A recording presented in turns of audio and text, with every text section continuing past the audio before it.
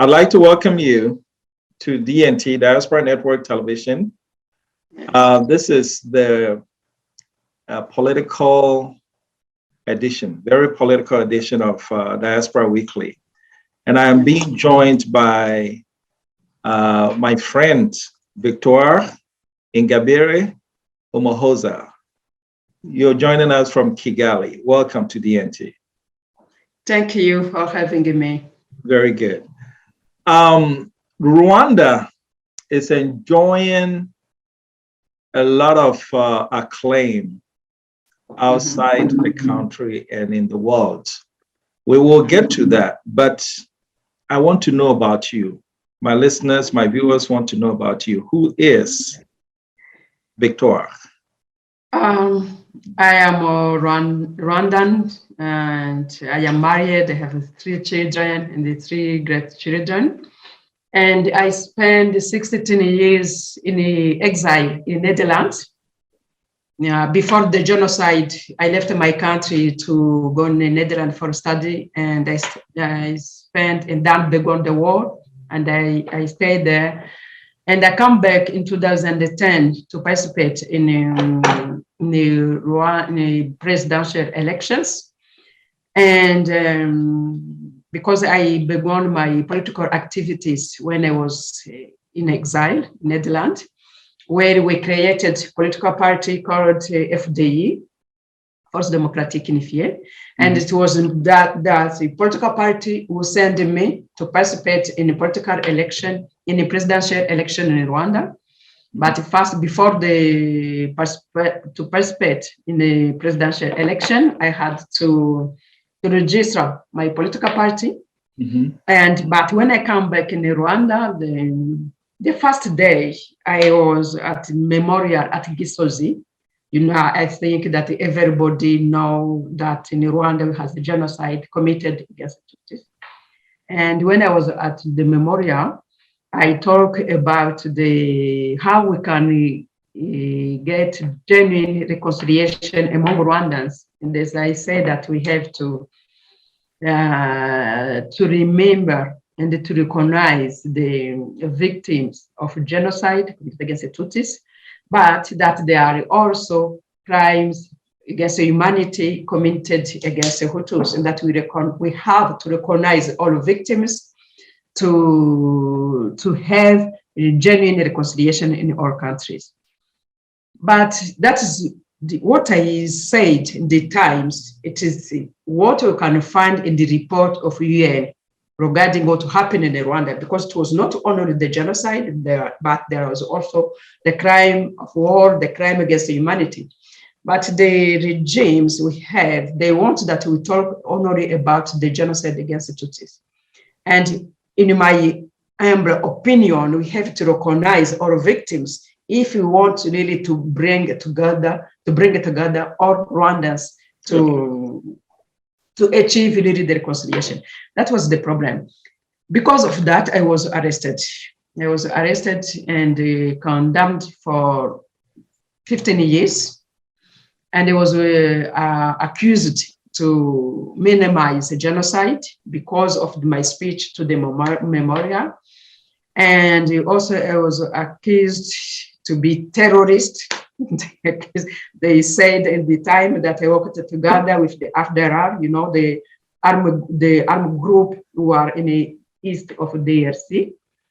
And I was also accused to spread false information that can cause the uprising of a population against the government.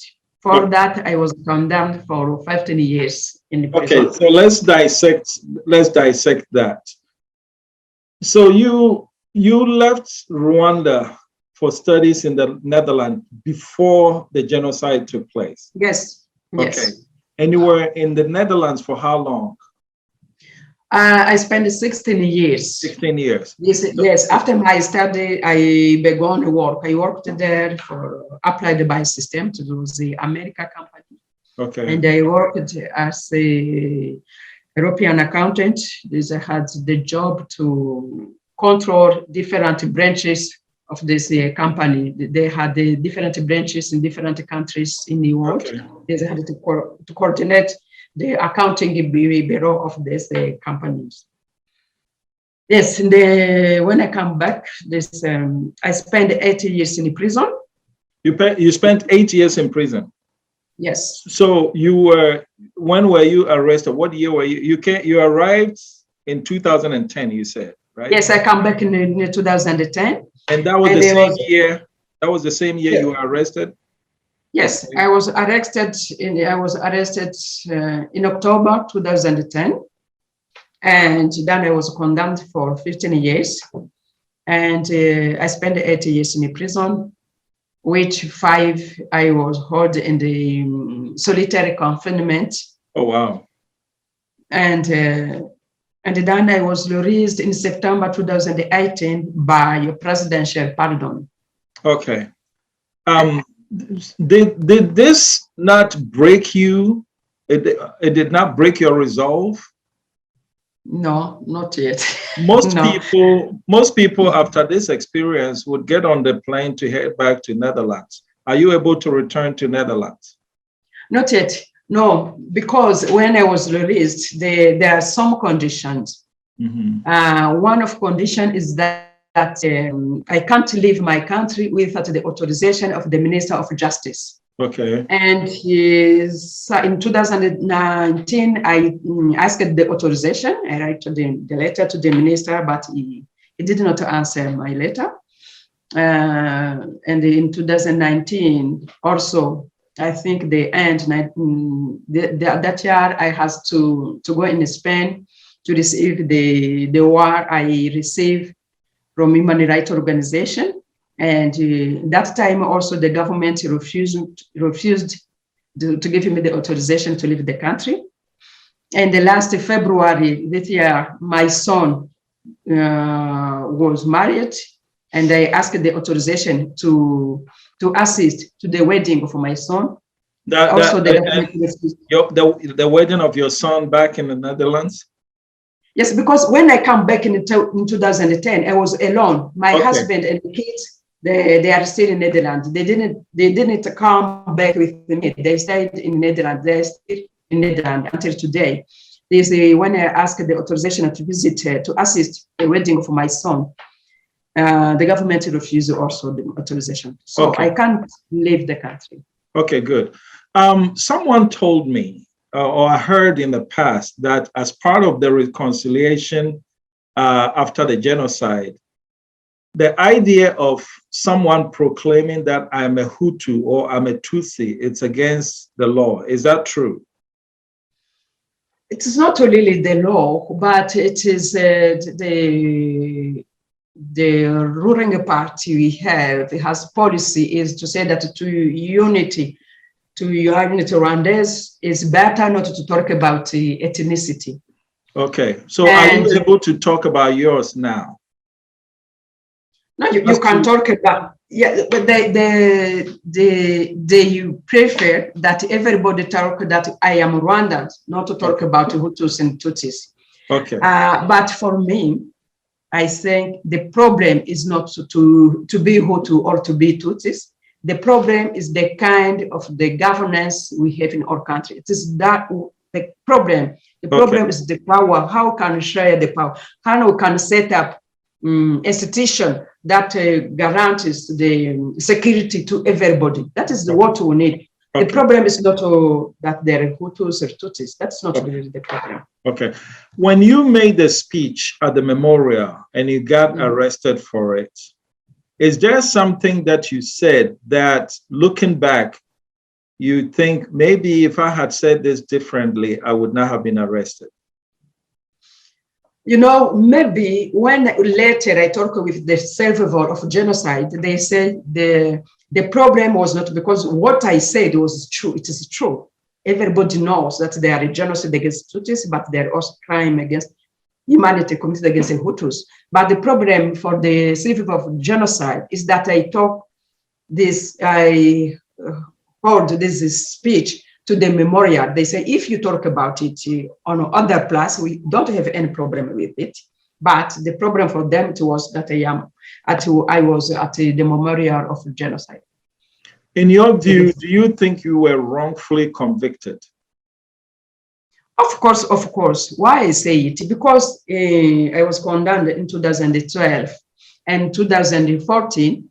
I seized the African Court for People and Human Rights, and that court cleared me for all charges. They said that I was condemned illegally, and they asked the government to pay me the reparations. But until today, the Rwanda government does not recognize this the decision of the court. Yes. Which court is that? Is that the African Africa? Yes, African. In Tanzania? African court. Yes, in Tanzania. Okay, they ruled that you were wrongfully convicted and you need to be paid reparation. Yes, but until today, the Rwanda government has not yet repaid me the reparations. But did the government object to the ruling? Yes, because you know that every country or African country has to sign to recognize the court. Mm-hmm. In the time in 2014, Rwanda recognized the court, but when I says that the court, the Rwanda withdraw, then they say they no more recognize the court, but So wait, Rwanda recognized the African court, but yes. when you submitted your case to the court, Rwanda pulled out its affiliation with the court. Yes. And what is the African Union saying about that? Yes, but the court ruled at the time that when I submit my case, Rwanda was still member of the court. The court decided that say we have to go ahead with the case because Rwanda was recognized the court in the time, and they say if you decide to withdraw in the court, but before the case was brought before us, you are a member, you recognize the court. This is why the court went ahead with my case. That's interesting. What was the time difference between when you filed your case at the court and when Rwanda withdrew from the court? Well, Rwanda through the court, I think it was, I brought my case in the court in 2014, and Rwanda withdrew, it was in 2015. Okay, so at the time you filed your case at the court, Rwanda was part of the African court. Yes, Rwanda was a part of the court, yes. Okay. When you, right now, if you were able to leave the country, would you leave and not come back? Of course. I can't return in exile. I can't. Why? First, because I know that we have really to do this struggle we are doing today with my compatriots. I have so many members, 9 members who are in prison today. I can't abandon them. And there are some, I have 2 assistants. One assistant was killed in 2018, and the other was disappeared in 2020. And the vice president, we worked together when I was in the FDU, was disappeared in 2018. Wow. And the coordinator of my political party was was killed in 2019. And our representative in the eastern of country was disappeared in 2019. I have so many members who were killed or were kidnapped. I have to go ahead before them. On their behalf. In other words, you're fighting to make sure that they did not die in vain. Yes. Okay. Yes, that's a do. I know I have also the many members who believe in our political, who believe in our struggle. I cannot abandon this. This is why I say if I can visit my husband, because my husband is sick since 2016, he has a problem. His problem until today. He cannot travel to visit me. I am the one who can travel, but the government refused me to give the authorization. I can, if the government authorizes me to visit my husband, I can go, but I will be back. What if you go to Netherlands to visit your husband and they do not allow you back into Rwanda? I don't see how they will do it, because if I will go with a Rwandan passport, I don't see how they will refuse me to come back. Okay. Do you fear for your life?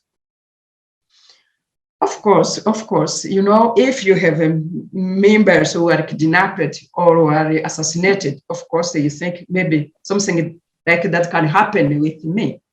But I know that I don't have to live in a fear every times. I know that something can happen with me, but also I know that I have to go ahead with my struggle. Are you the only opposition party in Rwanda? No, we have also the other members, Maître Ntaganda Bernard. He was also arrested in 2010 because he wanted also to participate in the presidential election 2010. He was arrested in June and in 2010, and I was arrested in October 2010. Is there anyone who has tried to run for president against Paul Kagame who has not been arrested? Only one. You know, if you are a serious component, of course, they use all means to move you away. But for example, we have the president of a Green Party. He participates in presidential election.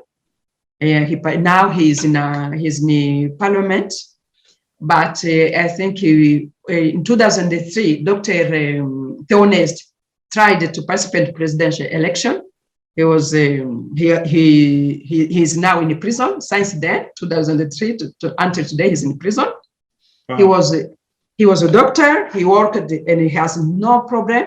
But when he published that he want to participate in the presidential election, directly he was accused to have committed the genocide. But before the time he worked and nobody has accused him, nothing. But when he said, I want to participate in the presidential election, automatically he was accused. Okay, so then my question again is there anyone who has announced to participate in presidential election against Paul Kagame who was not arrested?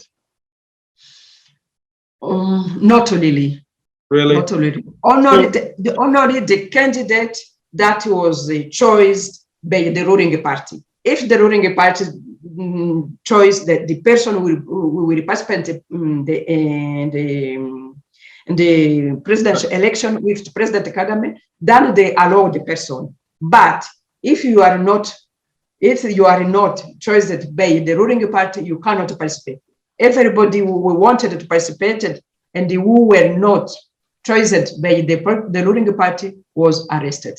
Okay, so within Kagame's own political party, people can run against him in the primaries and he will not do anything to them. But if it's a different political party and you're running as a presidential candidate, somehow there's a charge against you and you're arrested.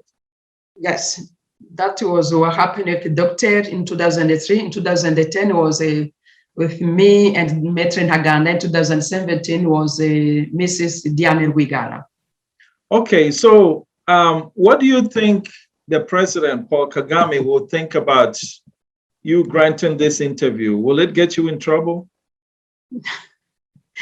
You know, I give many interviews. I know that, no, I don't think so. The last time they do nothing, but I think the few years ago, into 2020 and 21, when I got some interview like now, every time I was summoned by Rwanda Investigation Bureau. Okay. But I can say that now, a few months ago, they tolerate when I give interview.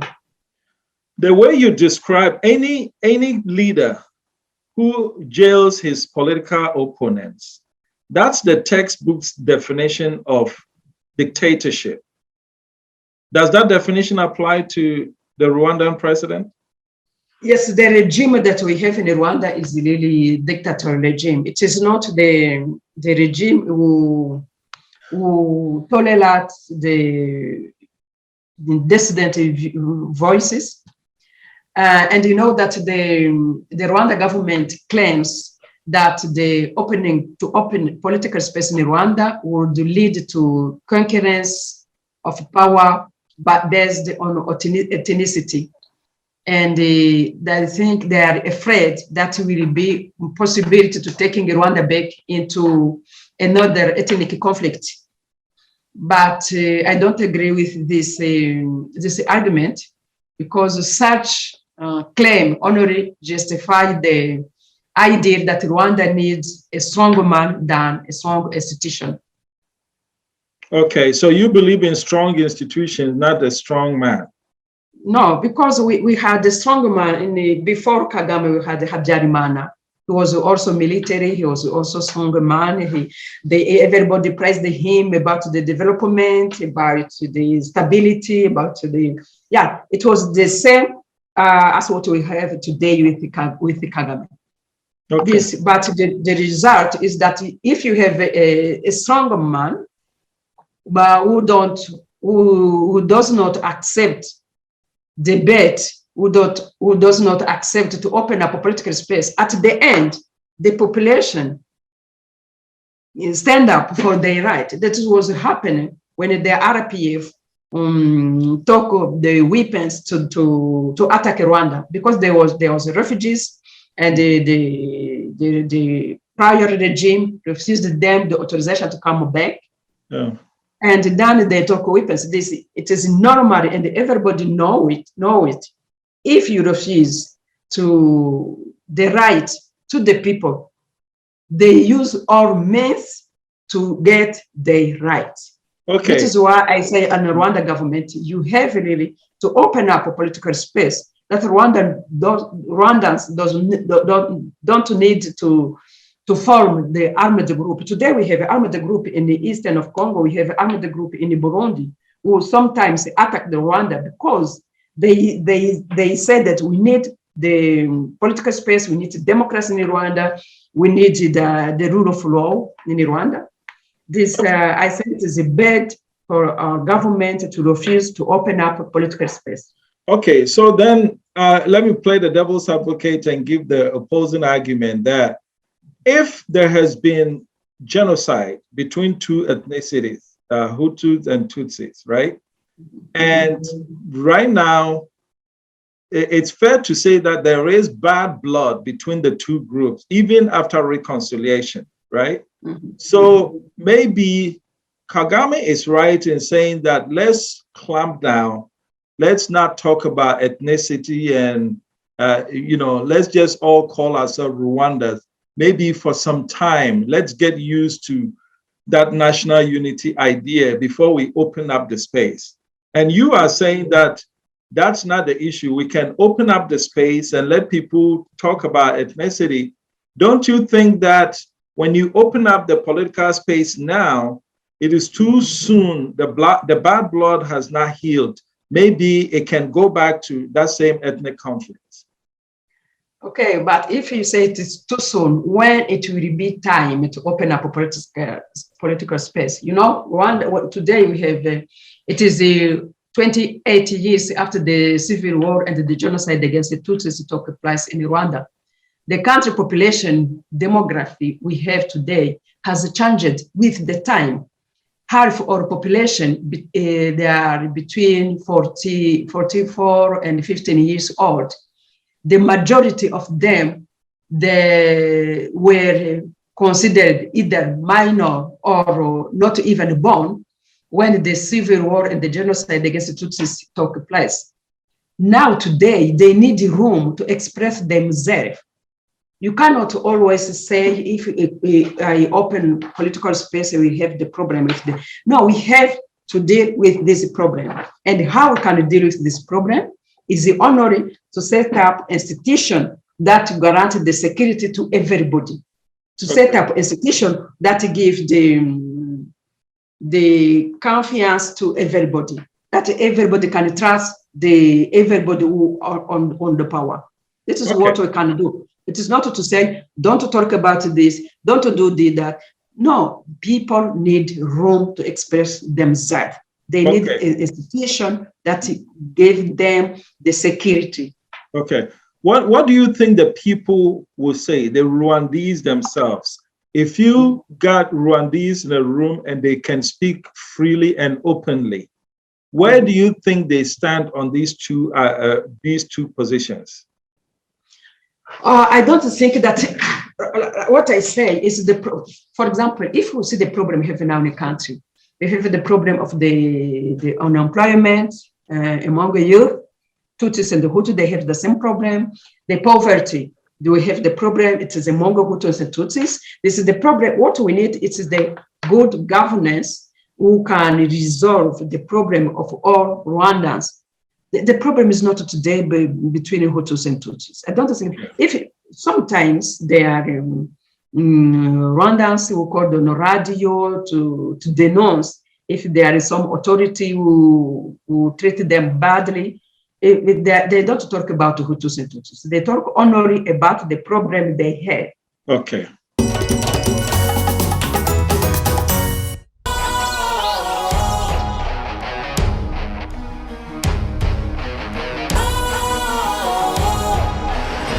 What's cool, fresh and trendy with a new look?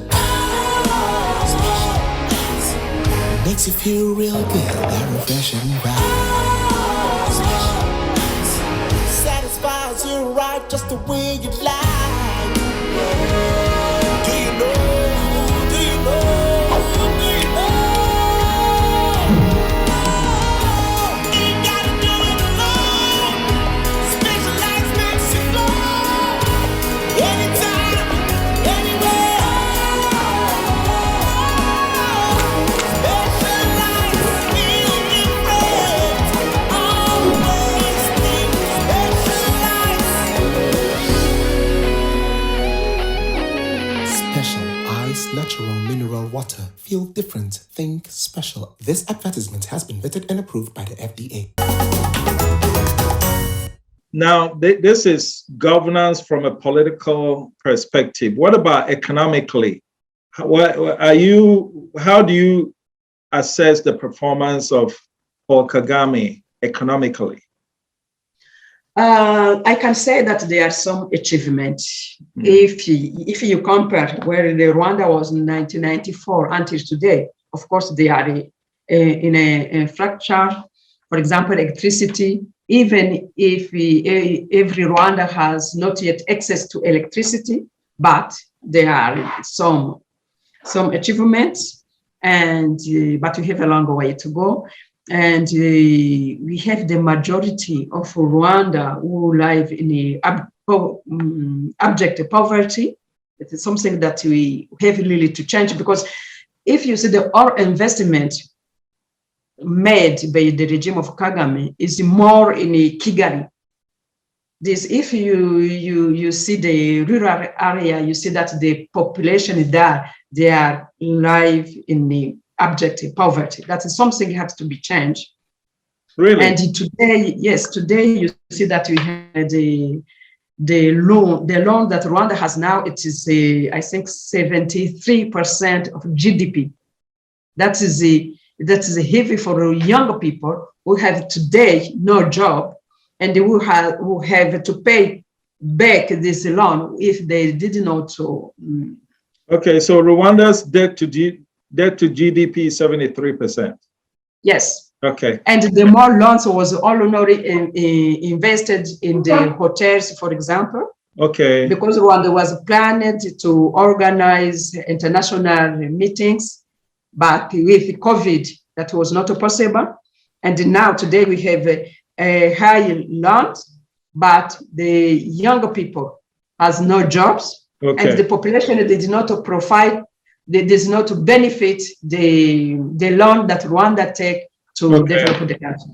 Okay, so Kigali is developed, but yes. The rural areas is, how many other major cities are in Rwanda besides Kigali? We have five. We have five cities behind Kigali.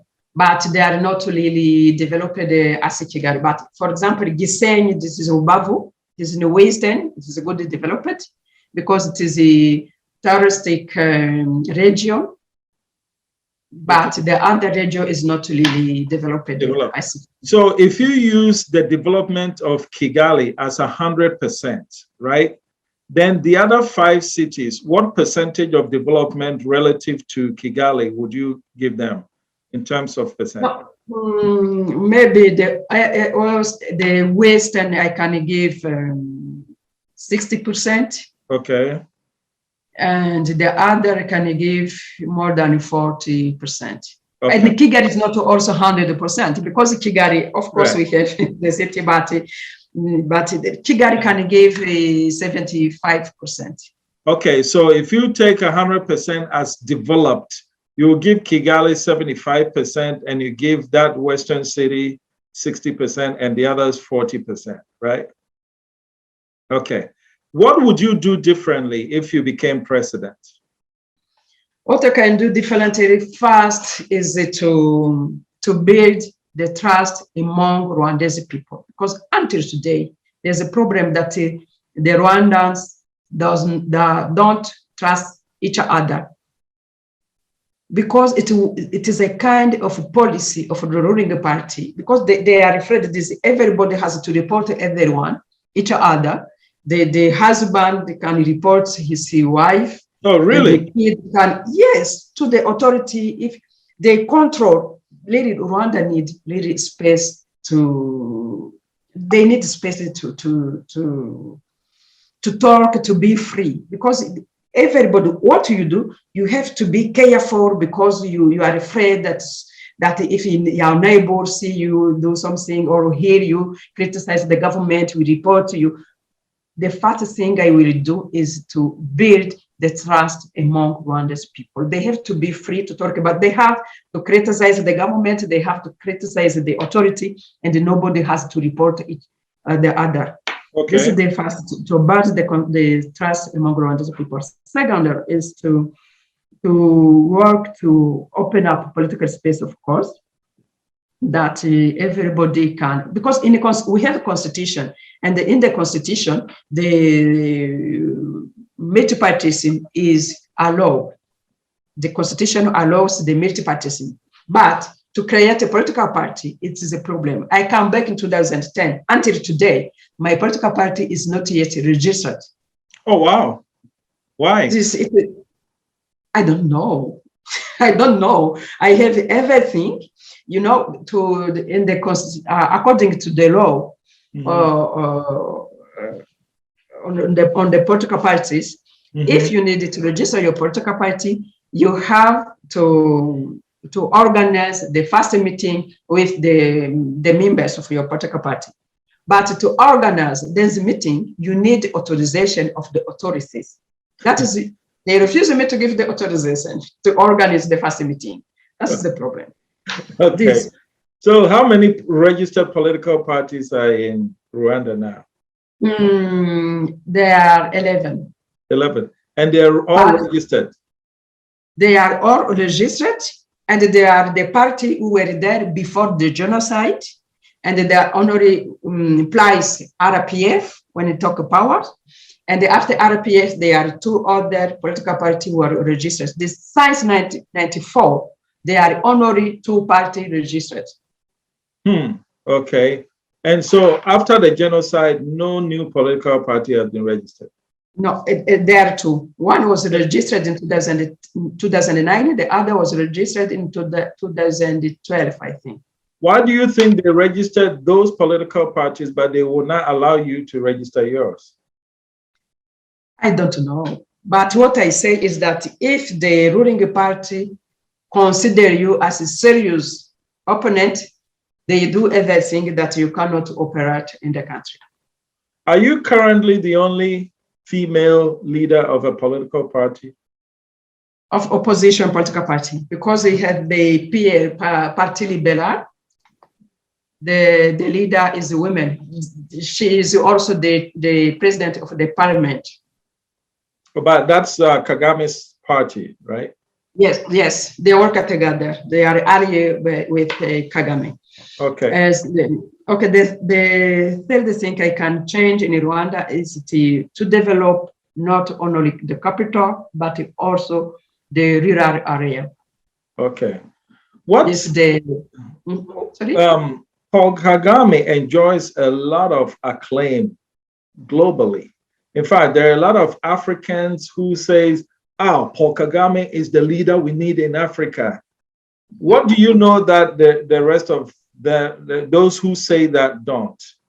No, you know that the regime of Kagame, they are very good in to pay the public relation that the image they project outside is a very good image. If people talk about the development of Rwanda, of course they see only the Kigali city, the beautiful building we have in Kigali. But if I see in Ghana, in the Angola, in the other country, I see that they are more developed than Rwanda. But I think the other country don't pay public relation. We will talk about how they are developed. That's the difference. Wait, wait. You are the second person who has told me in an interview that Ghana is more developed than Rwanda. Do you stand by that? Yes. If I saw the building, the state, they are more developed in Ghana. You are more developed than in Rwanda. Okay. You know, everybody should know that Rwanda is among 25 poorest country in the world. Oh, really? Okay. Yes. All right. So if you compare the development of Rwanda in the East Africa, the East Africa is 60 countries. The Rwanda come before Burundi. The Rwanda is behind. It is behind Kenya, Uganda, Tanzania. They are more developed than Rwanda. And I think it is not a problem. We can develop our country. We are a developing country. We are on a good way. But what we need is to have a political that gives space to population that they can participate in the decision, in the policy decision of the country. Because sometimes the government takes the decision that has a consequence to the population. For example, there are people who their homes were destroyed, I think, since 2019. Until today, the government did not pay them the expropriation. Of course, these people, now today they have no home. They have to rent a house, but they have their own house, and the government destroyed their houses. Until today, the government does not pay. What is the problem? The government wanted to push the people, what I can say, poor people, to leave Kigali. But if you want that your poor people leave Kigali, you have to pay them that they can find their money, that they can build everywhere the home, the house that they need. But if you destroy the house of your people, of course, you don't make them rich, you make them poor. Right. Okay. Yes. Let me go back to the other. I interviewed a young lady, and I will send you a copy of that interview. Yes. She told me the same thing that you are telling me, that she had a lot of criticism of Kagame, and she also said the same thing. But she interviewed while she was in Ghana, and since then, to my knowledge, she has not returned to Rwanda because she thinks people were saying, "Oh, you're a traitor, you can't come back." In other words, she's afraid to go back to Rwanda, right? Mm-hmm. But you are inside Rwanda, and you just told me that even a husband can report the wife to the authorities when they criticize Kagame. So how can you criticize Kagame in this interview and not fear that you'll be in trouble? It is not only if they criticize Kagame, if they criticize also the authority, every authority. The problem is that the authorities in Rwanda, they don't like people who criticize them. Right. I know that people say, yeah, but you criticize, you say everything that Rwanda is free. And I answer to this question that, yes, I criticize the Kagame. I criticize his policy. I don't criticize him as a person. I criticize his policy of the country. And people should know that I paid 80 years in prison for that. When you see the accusation regarding spread the false information, it was about the all speeches or interviews I gave in 2010, before I come back in Rwanda. And when I was released, I told you that every time I had to report to the Rwanda investigation about my speech or about my interview or to criticize the government policy.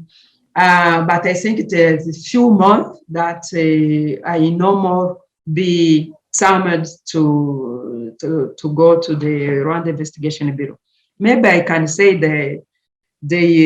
now the government accept later that people can criticize them. Because if I compare today in 2010, I see that more and more Rwandans called the radio to criticize the authorities, to criticize what happened in the village where they are. If sometimes they are accused to be the enemy of the state or something like that, but I see that there is some tolerance from the government and the authority. It is not yet. Yeah. So can you compare Rwanda to Russia? Sorry? Can you compare Rwanda to Russia in terms of freedom of speech? Russia. Some people say the North Korea. I said that's some. Wow.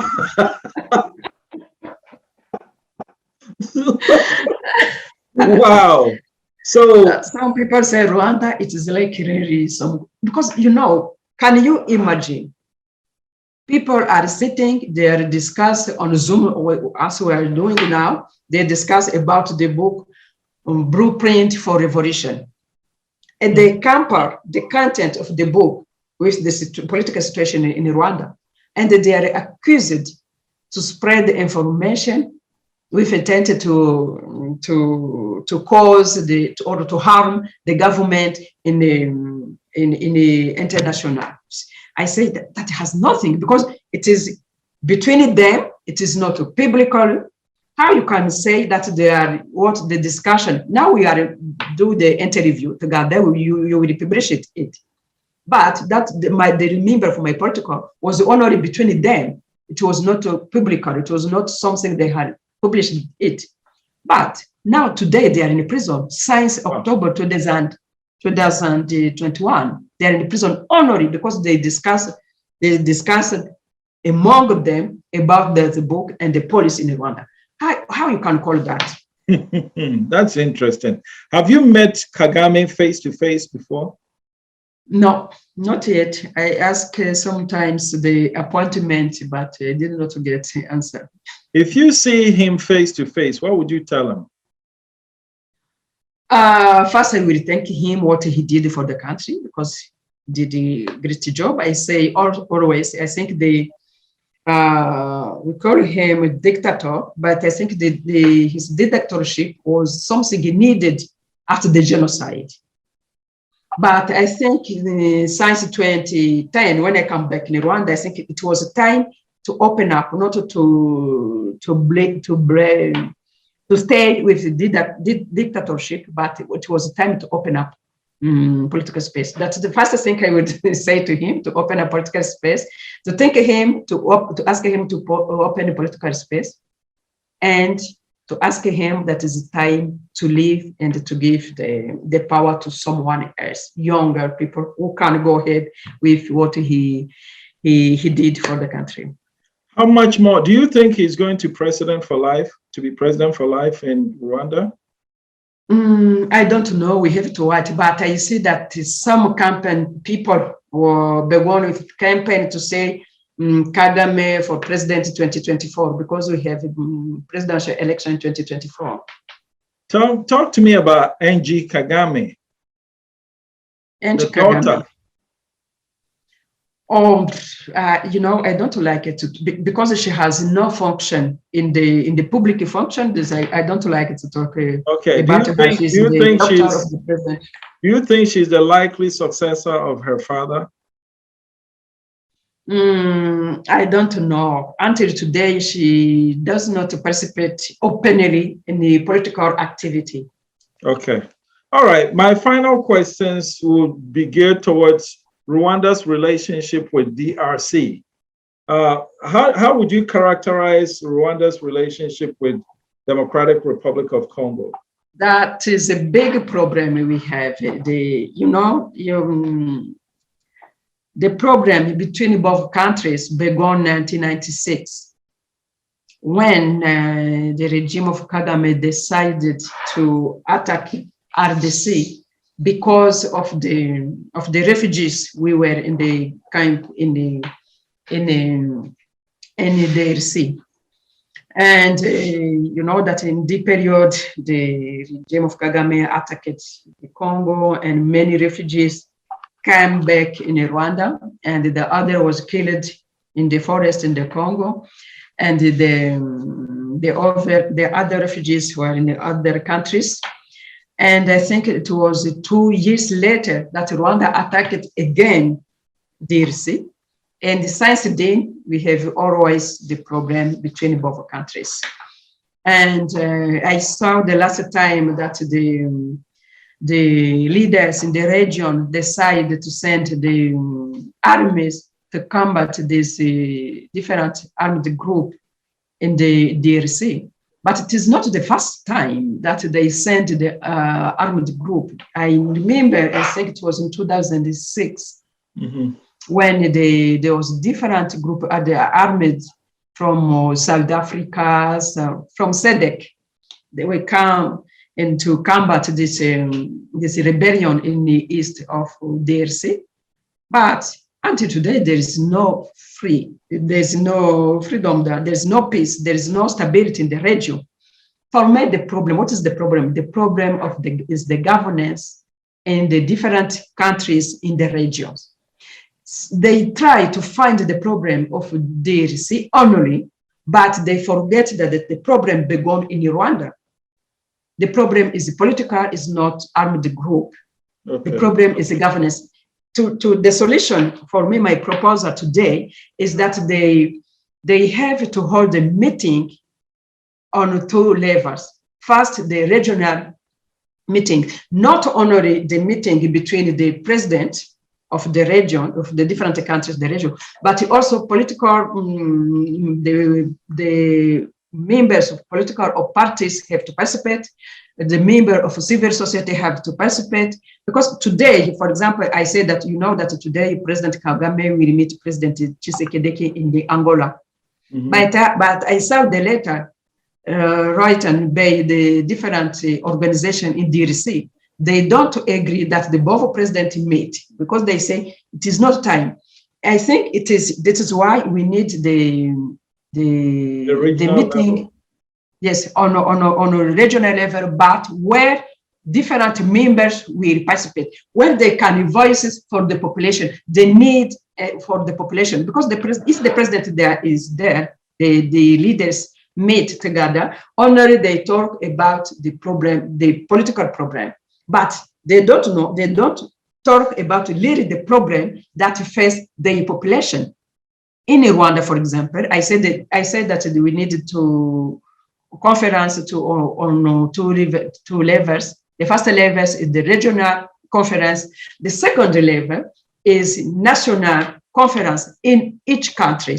Each country, they need to hold dialogue to see how to resolve the political problem they have inside the country. Because the problem is we have the rebellion from Burundi, we have the rebellion from Rwanda, we have the rebellion in the DRC, and each country they accused each other that they support different rebellion. This means that if every country can resolve all problems, political problem, we can have stability in the Great Lakes region. But if they look at only to the DRC, we fight to resolve the political problem in Rwanda, we fight to resolve the political problem in Burundi, we will always have the instability in the Great Lakes region.